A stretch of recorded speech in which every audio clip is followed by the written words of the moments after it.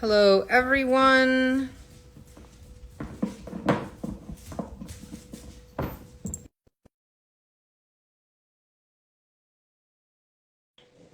Just waiting here. We're going to have a quick conversation. This is my kitty. This is my little baby. This is one of many. We're going to have a quick conversation with Angel Deer. Here he is. Hello. Hello. Look at the shirt I'm wearing. Save the elk. Look, there we go. Like The dear family. the Deer family. Yes. How are you, Angel? Good, how are you? Good. Good. Well, we're here to talk about our upcoming series, our classes that we're teaching together. So let's give people kind of an idea of what is in the mix and why we're working together, other than we enjoy each other's company and we wear deer t-shirts, you know.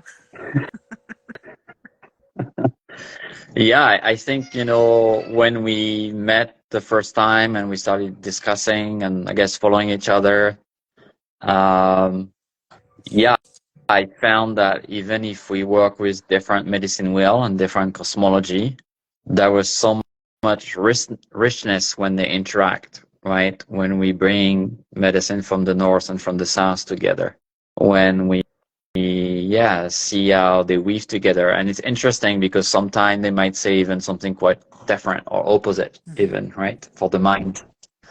But then when we really sit with it and when we experience those medicine and get to learn from them, I think it can really give us the depth that we are all looking for. I mean, I'm guessing people that will join this, people that are looking for being really serious about learning.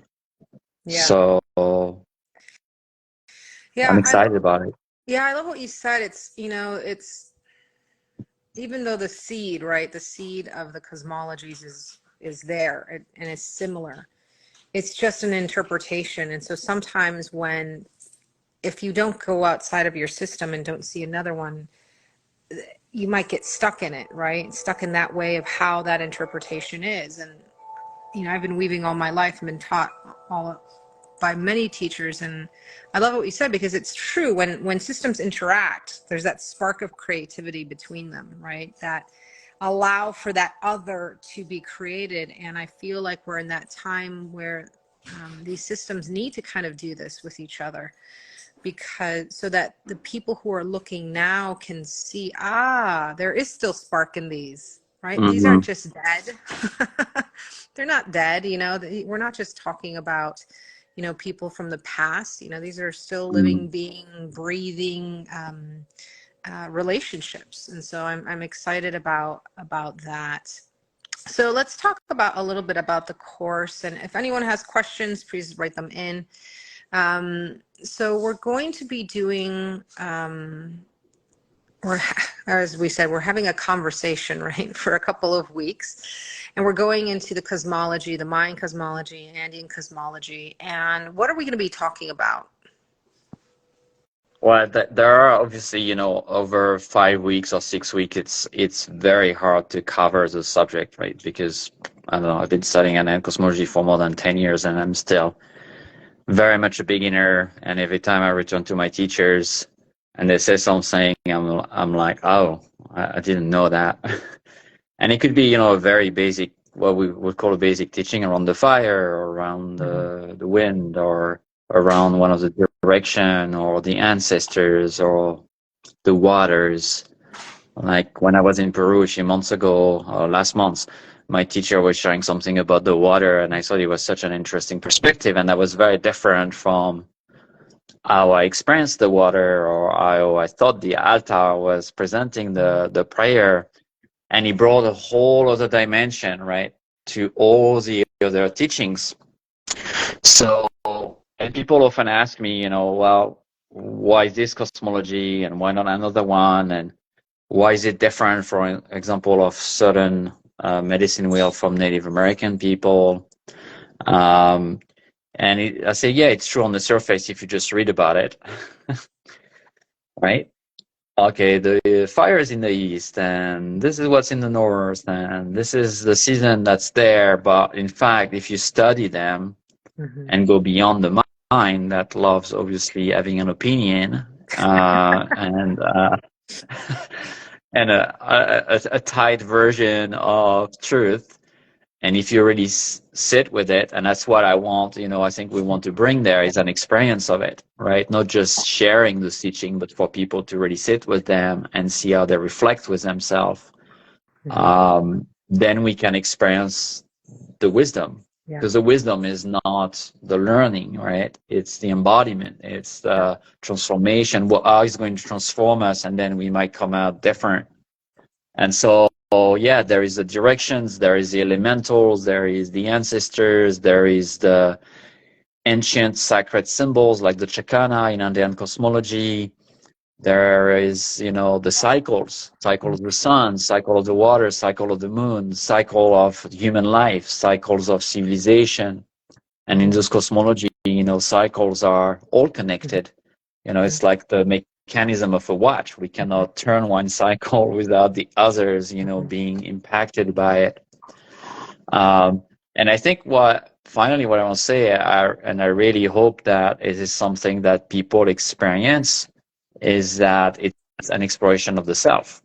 I don't want it to be, okay, we're talking about the elements out there, the directions out there, the sun in the sky, right? But to really see how this is just a reflection of what's going on with ourself, right?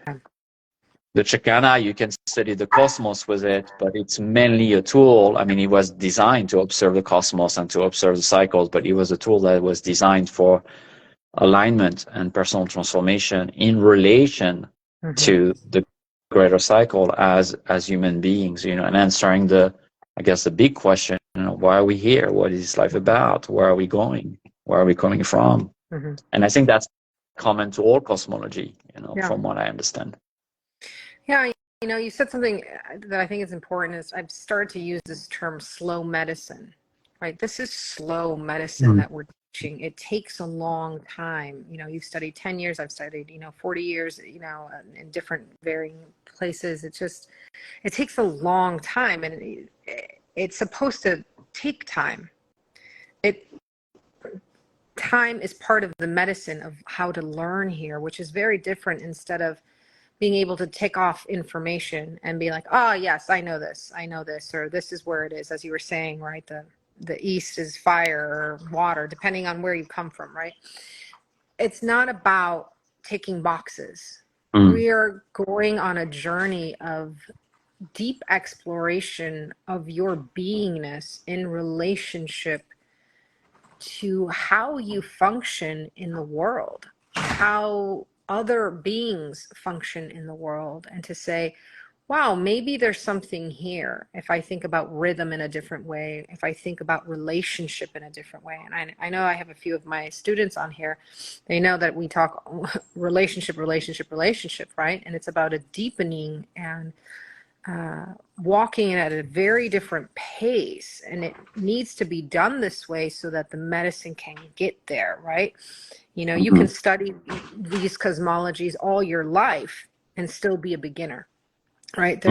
There's nothing, there's no quote unquote, I got this done, I got it figured out, I'm moving on. No, this is a way of life, because as you uncover, as you change, as your body clock changes, right?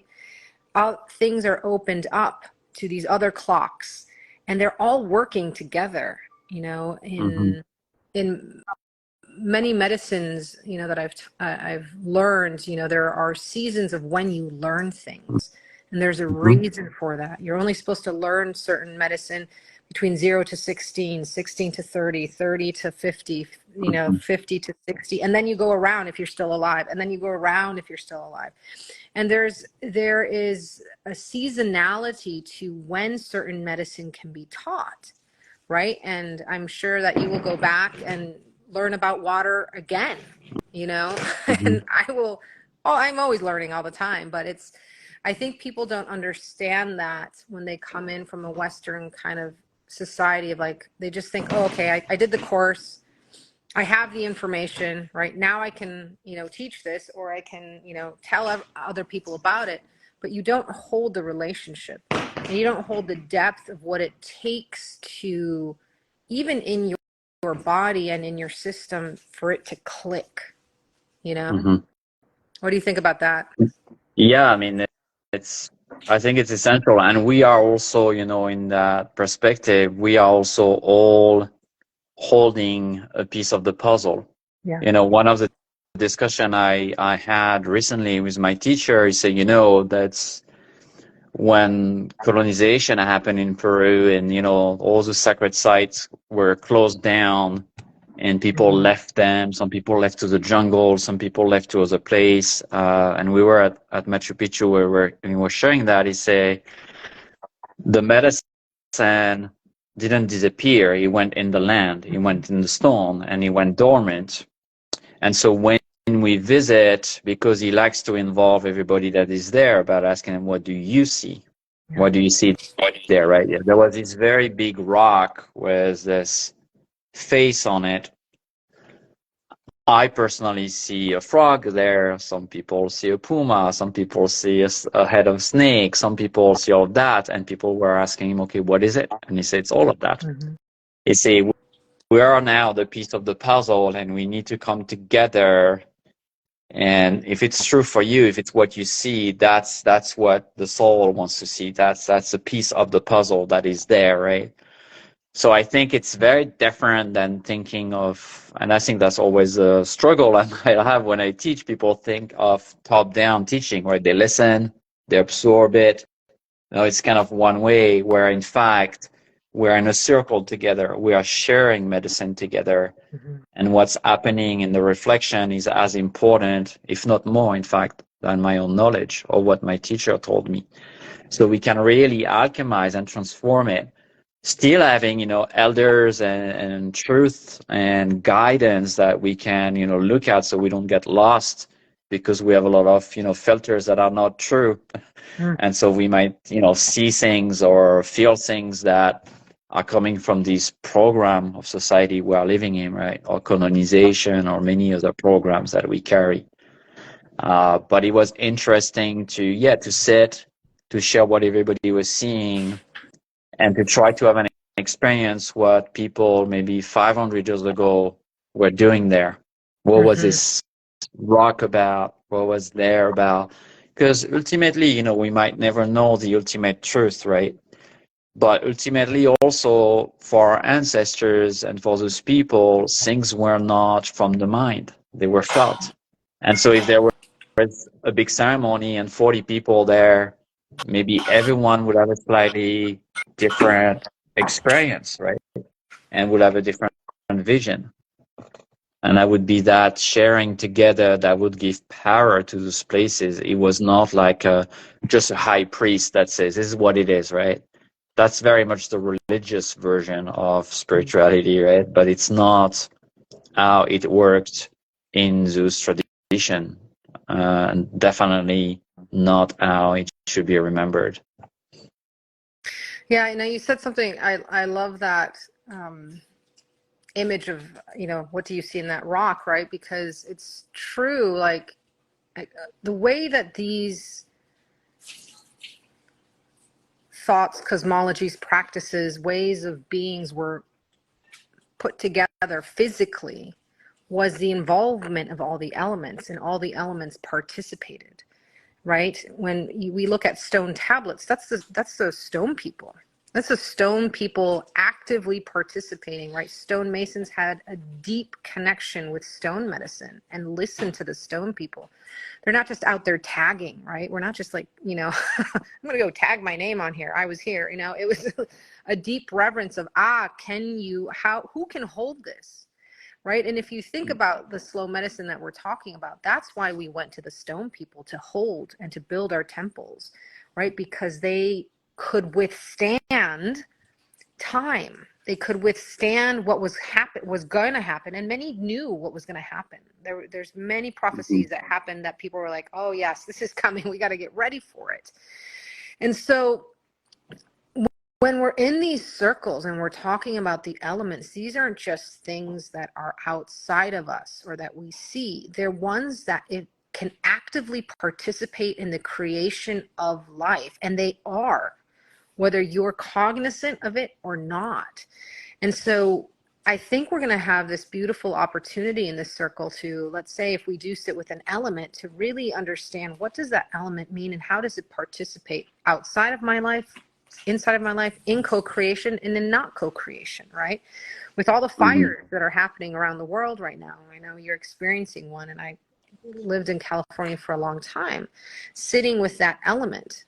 Right? What is that element? How does it work in and of itself? How does it work when it is used by humans? How does it, and look at it like that instead of just this climate crisis, right? We have to stop talking about this. It's like, how are these elements in and of their own nature in coexistence with Earth, who is trying to do something, right?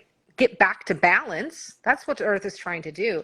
It's just trying to get back to balance, saying there's an imbalance here. And so let's have that discussion. So I think, these medicines allow us to not just philosophically in our head think, oh yeah, rocks. Oh yes, wind, things like that. But to start to, as you said, what do I see in this? And once we get away from just the need to know, what does the rock want to show me? How does it want to speak to me? How is it revealing to me a lesson, right? Because we are, humans go to like, it's about me and I need to know, and this is how I'm going to interpret things, but really kind of start shifting where it is about co-creation. So co-creation is about learning. Co-creation is about negotiating constantly, right? So it's not about fixed knowledge. We don't teach, nor have I been taught fixed knowledge. Yeah, right? Yeah, I know. My grandfather would be like, yeah, ask me this now and ask me in 5 days and ask me in 20 years. The answer will be different because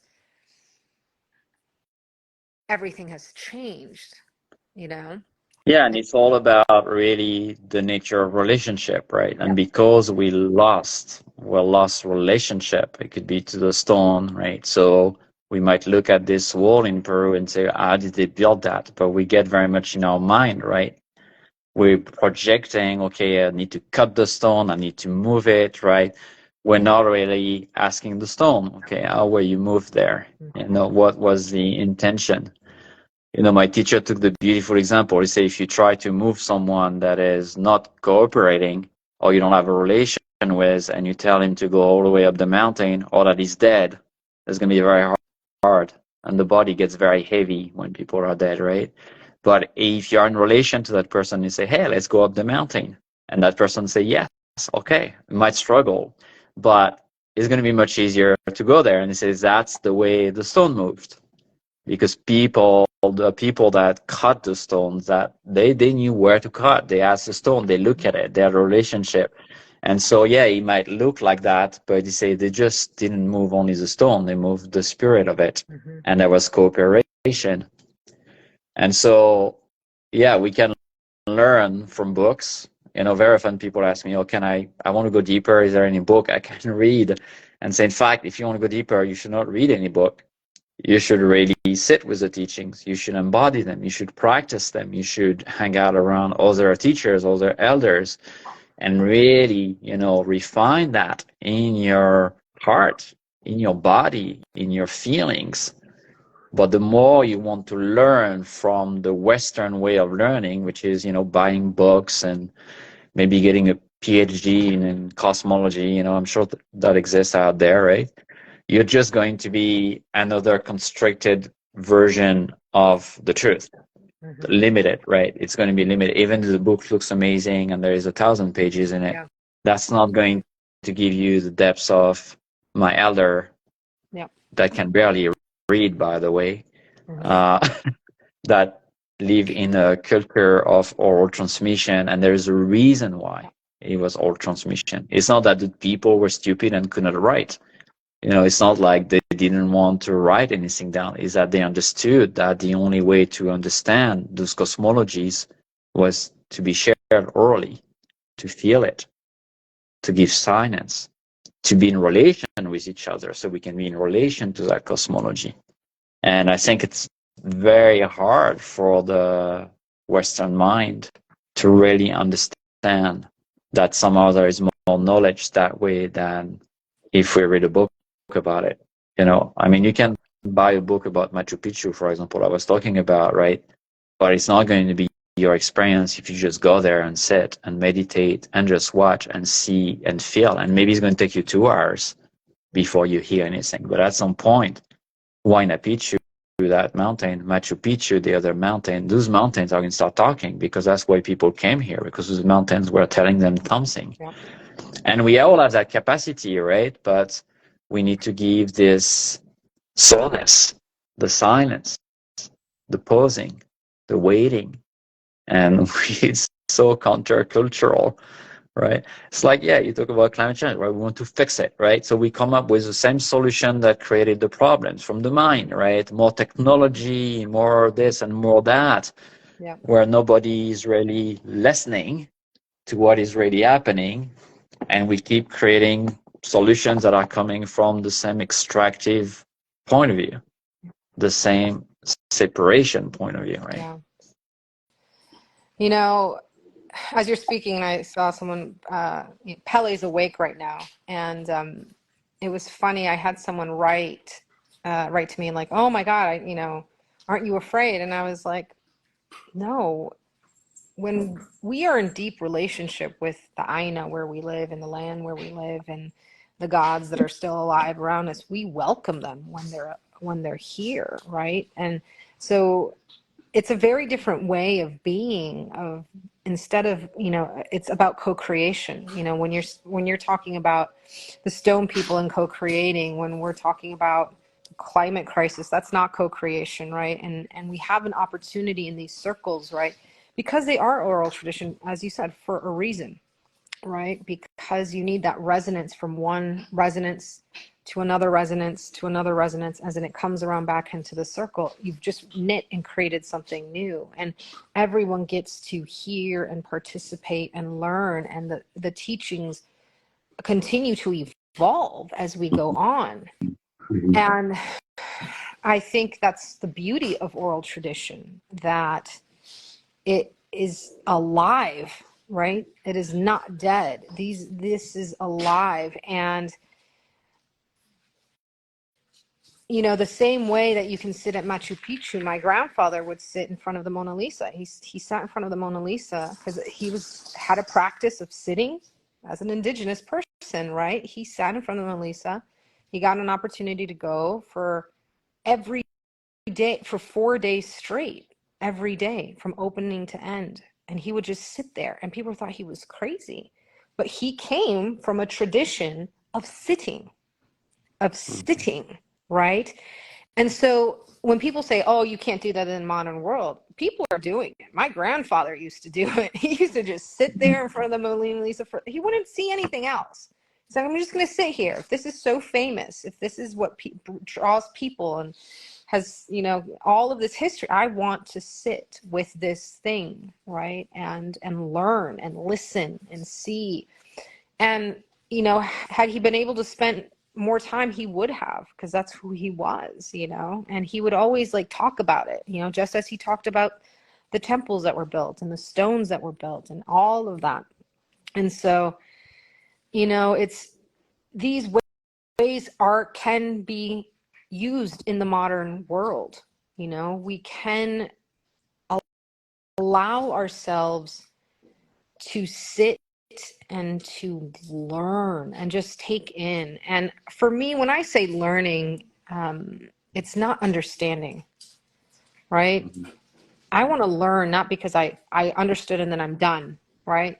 And I feel a lot of people go like that. Oh, I get it now, right? I had the other day, I wrote a comment on something and I was like, oh, just so you know, in our tradition, this, and they're like, I understand completely, no need to. And I was like, I don't think you do, because if you had been taught in indigenous ways, you would have never said that. You would have never said, I got it. You would have said, thank you. This is a different way. Or could you share more? So there's this thing in indigenous teachings that you're never done. You're never complete. Learning doesn't mean complete understanding and grasping, right? I need to grasp this content. And so I think we're going to be, this circle is going to stir the pot, to allow people to really shift from one way of being into another. And it's a beautiful journey, right? We're going to remember how we came here. So we're going to do from Earth to stars. And so let's talk a little bit about that. Yeah, and I think, just to add on what you were saying, I think the big misconception people when they want to learn this knowledge, we think we're coming for knowledge, we're coming for relationship, we're coming for relations, for connections. And there is a massive desire of being in a relationship because it is wired in nature and in our nature too, right? But there's also a massive desire from nature to be in relation with us. And so when we make that happen with the teachings, when we get in relation with them, something speak back, because I think there is a real craving, there is a real loneliness from this separation that is not natural. We're like this lost child in the wood, right? And the forest really want to communicate. And I think however long we have been doing that, or we're doing that, we can always be so surprised when we do this extra mile into offering, into wanting to be in relation and to witness what is back. When I came back, I was away from Peru for a little while, and I came back on my land last week. And I spent some time with a new elder that I've never sat before over there, and she gave me a ceremony to do on my land, something very specific. And so, I prepared this ceremony for a week, and a couple of days ago, with my wife, we went on the land and said, okay, let's go do this, right? And so I went to the four corners of my land, and I've been on that land for over 15 years. I think I know it pretty well. It's only 7 acres, right?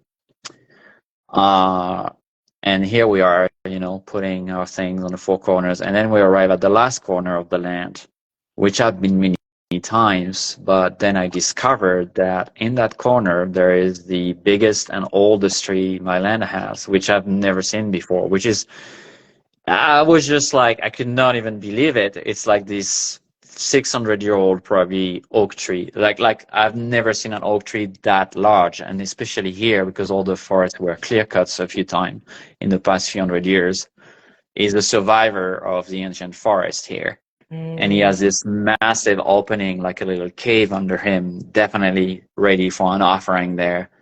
So we finished our ceremony there, and I was just walking back so puzzled. I was like, how crazy that I'm on this land every day, right? And foraging and walking around and taking care of it. And here I discover this big gift that was given back to me. What happened?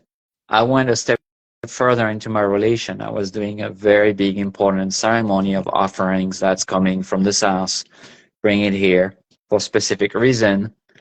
And the land was speaking back, showing me, hey, I'm really happy. Here's a gift. There's an elder tree here, and that's the biggest one. And that's the one now that's going to hold the space for that ceremony and other work, right? But anyway, I was just smiling, walking back, just like a child, right? Like you say, I don't know. Oh, thank you for teaching me. Thank you for reminding me that, in fact, even if I walk those ways for a long time, that when I go back with, new eyes and as a child and really give something, I haven't done that kind of ceremony for a while on the land was like, here's a big gift.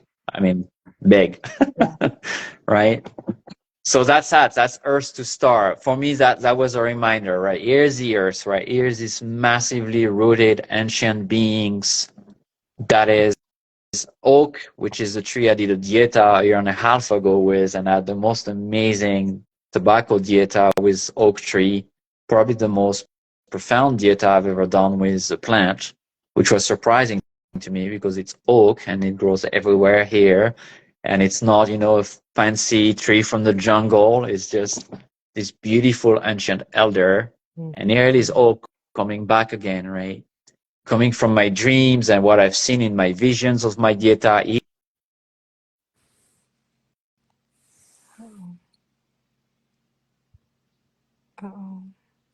Keep, going back, and probably after me, he's going to keep teaching, right?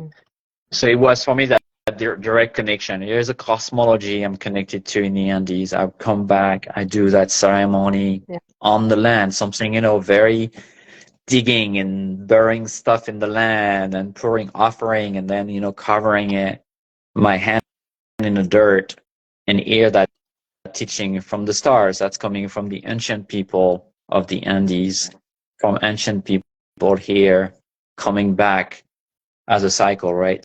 I put down, it goes up, came back down, showering on me. For me, that's what Earth to Star means, right? Is that there is this relations, right? The Sacred Valley in Peru, why do we put prayers in the river? It's because it's once a year, it aligns with the Milky Way, right? It's not called the Milky Way in Quechua language. That's our English way of looking at it. It's called the Sky River, right? Over there, because it aligns at very specific time in the year. And then when it aligns, those prayers, they go up from the rivers into the stars. And then if you're patient, your prayers are coming down from the sky, through the rain, through other blessings, right? They understood that connection between earth and sky, earth and stars, right? It's really key in Andean cosmology, this earth to sky, and in so many cosmology, right? Like we understand that, like we want to know the weather. What do? We open an app and we look at it. My teacher was laughing at it, said, just go outside and look and feel and ask. Look at the earth. She's going to tell you if it's going to rain next day or tomorrow and what's coming. You say, how can you trust this? It's like so disconnected, right? Say, if you really listen, and it might take you 10 years to remember the teachings, right? The sky is going to speak to you through the earth and vice versa, right? They are in relations. So just be in relations. Just be in relations. So that's how I see the earth to sky and sky to earth, right? Or earth to star and star to earth. It's not, new agey. It's not like, I'm a star being and this and that. No. It's like I'm part of this cosmology of this cycle. And right now I'm embodied and incarnated into this skin on two-legged, not with wings or anything like that. Doesn't mean I can fly, right? But really I'm on two legs, and my goal and my purpose here is to be embodied in that and realize that in fact I'm part of all of it and I'm connected to all of it and I can hear all of it, right? Without escaping, right? I was putting my hand in the dirt. I was pouring some wine and other offerings and on the land, right? And here it came. And that's available all the time, right? That's the thing we don't realize, that, I know there is plant medicine and there's many ways to connect, but in fact, I really truly believe that the most striking one is the one we experience in this level of consciousness. And we get like just blown away. And that reality, right? Wow. Can be coincidence, because that's what my elder is telling me. That's in the Chakana. In fact, they explain very well how that works. And that Chakana, is just this little, you see it here, right? It's just this little, seems very simple, right? There's so much there. In fact, there's a soul compass in it. There's a compass for the universe, life and death. It's all in that little symbol, right? But it's an earth little symbol, right? It's very simple, but it's connected to the stars, right? It's speaking through. That's what I'm excited about, that, right? It's like making that connection. I think like you, right? I like things that are embodied and practical and real, right? Like, because then we cannot deny them, right?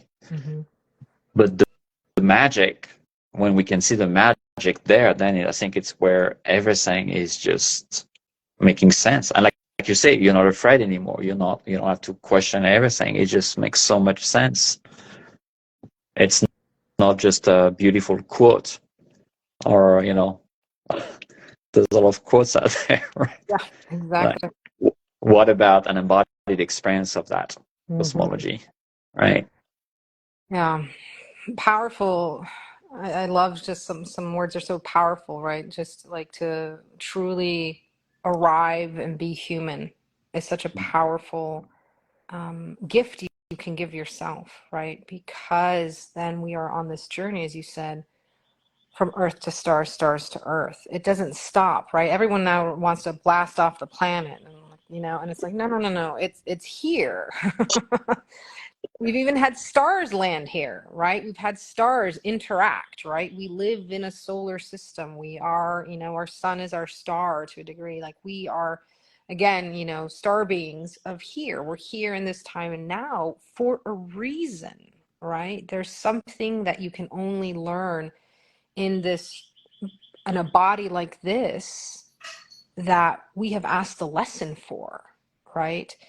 There's only, deer are learning their lesson in their shape. Flowers, plants in their shape. They're all teaching us. The stone people all are living part of the question and coming up not with a solution that's, that's it, we're done, but how do I live deeper in relationship? And so I'm excited about exploring, how we can truly become part of the story. Human beings think that they're the authors of their universe, yet they're not, because they're not truly living an embodied experience in relationship with everything around.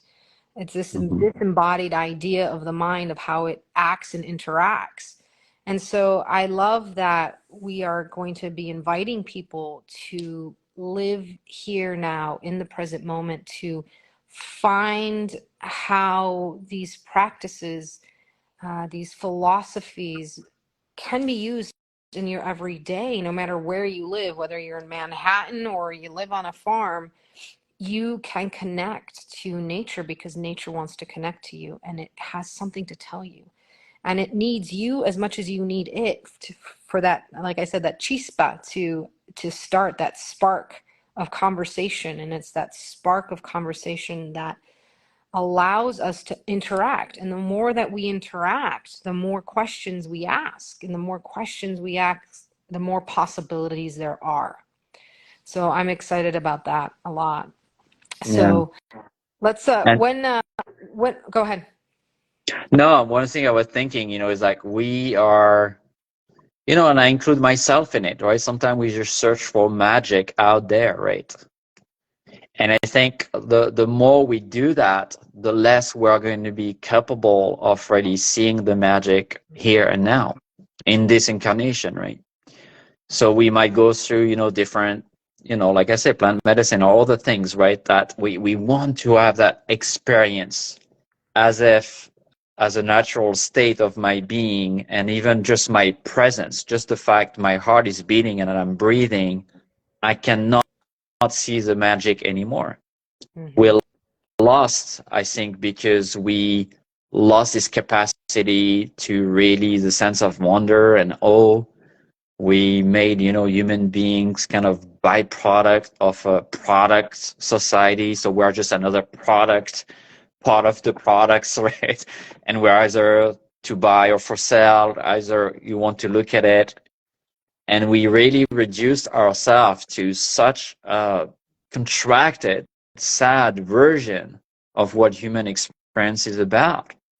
And no wonder why people are looking for extreme experiences and for kind of escaping this reality that, some, a good chunk of the planet thinks that we're going to find, magic or solutions if we just travel, 1,000,000 miles away from here on another planet, where if we develop the senses and the knowledge and connect to a wisdom that is telling us, listen, no, the magic is right here.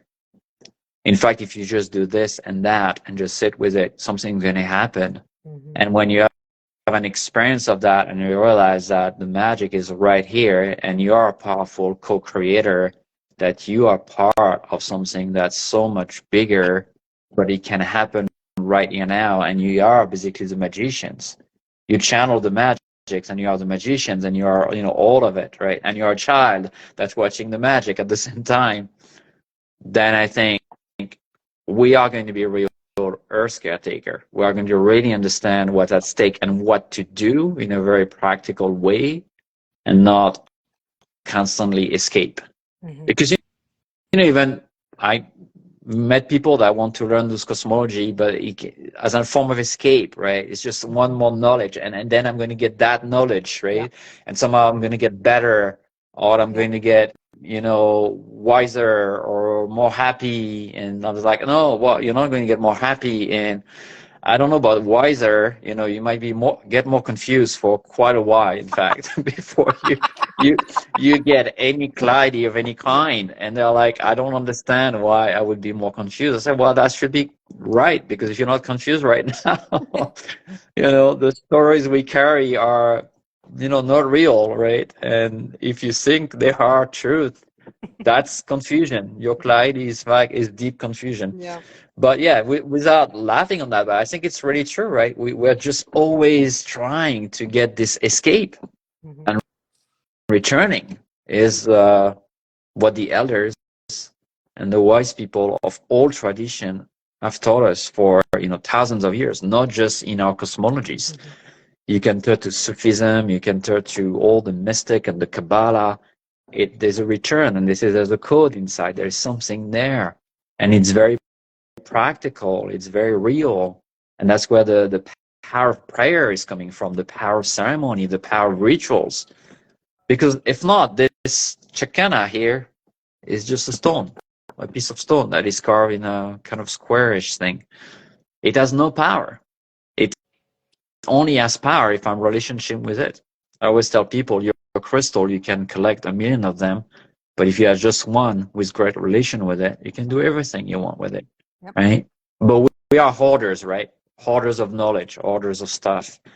And I really don't want this class, and I'm sure it won't be, right? But that to be just an hoarding of more knowledge.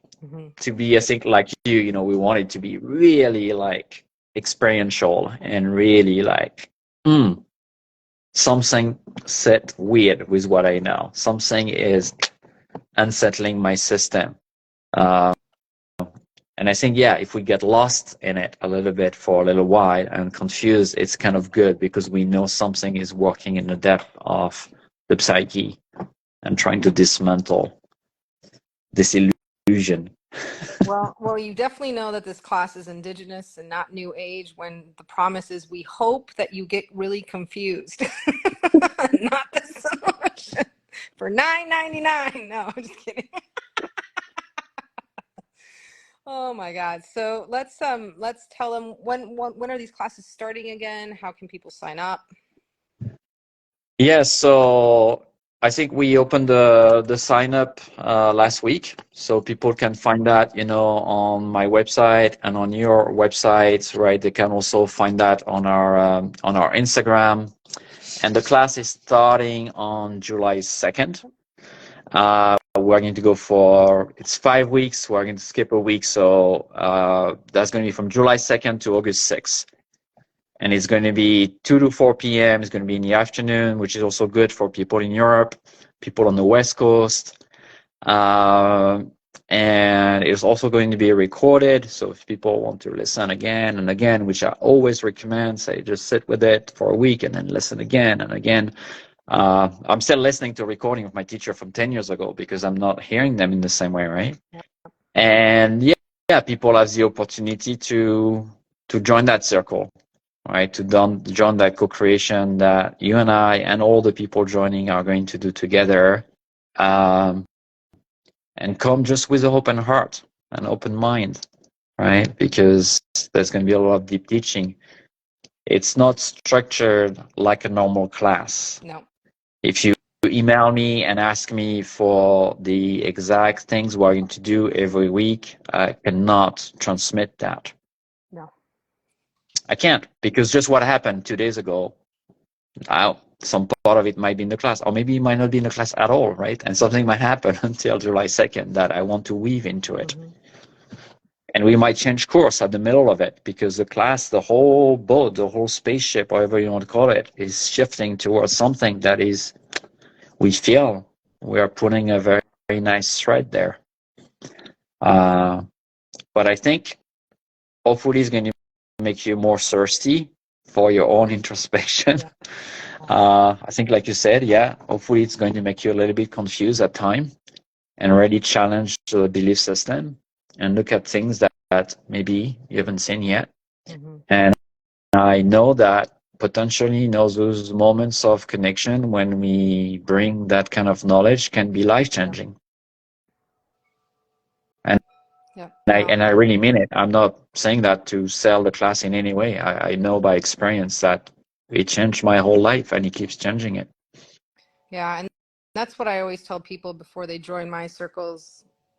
Once you're in, your life will change. When you start to say yes to it, things start to happen in your life. And I've had a lot of people who just, will sign up for something and then they send me an email and they're like, I know the class doesn't start for a month, but my life just started to change. And it's because you're in the circle. The minute you say yes, right, to nature, to everything that's happening in the cosmos, it will respond back, and start shifting so that you can see that oak tree that you've never seen, even though you've lived on the land for that long. And so I always tell people, everyone says they want change, right? But they're not really ready for it. So be ready for anything, right? Anything to happen. And we all believe in creating spaces that allow for you to be. We have spaces that we are witnessing, we witness in each other, so we don't get into each other's energy or anything like that. We're not here to do any of that. We are old school. This is indigenous. We stick to that, and we hope to see you there. And yeah, you never know what you're going to get, because that's part of oral tradition. It shapes and it shifts with the time being, and it will change with who's in that group, right? So that's why we never set, this is what we're talking about. What are you going to talk about, Angel? When I'm going to talk, we don't do that. We just say, let's see who's in the group, let's see how the energy is, and then we adjust, right? We're constantly adjusting because we're listening to each other, we're listening to the energy, and we're listening to the circle. So I always believe in, you teach the circle. Whoever shows up will then tell you what the circle needs to be taught. So it's a very different way. Instead of having, your PowerPoint, everything's planned out, you tick your boxes. So we hope that you will join us as we tour and embody the cosmos inside of you, outside of you, and find your path back to a way of being in deep relationship to all. Yeah, and let go of this idea of change that is linear, because Yes, change thank you. is not linear. It's circle at best. But also let go of seeing learning knowledge and changing and learning from this cosmology like you're climbing, I don't know, a staircase to heaven. Because maybe there's a hole in the staircase and there's going to be some rabbit hole like in Alice in Wonderland, and you have to slide down first, and then maybe there's a little staircase and maybe there's another slide. So it's really non-linear because those teaching are non-linear. That's the calendars are non-linear in the old cosmology. They're all circular. That's why the elders are so important. That's why many things are different. So we need to really let go of expectation. Maybe just expect being surprised, being challenged, being confused. We said that a few times, so now you're warned. And yeah, let that seed that is waiting inside of you, that I believe is so thirsty for such way of remembering. I truly believe that our soul is just craving all the time that way of belonging and learning and transforming, and yeah, be ready for some real magic too. Beautiful. Who knows? I know, beautiful. Well, thank you, Angel. We'll do another one of these probably soon. And thank you all for joining us. We hope to see you in the circle soon. Bye. Thank you, everyone. Bye. Bye.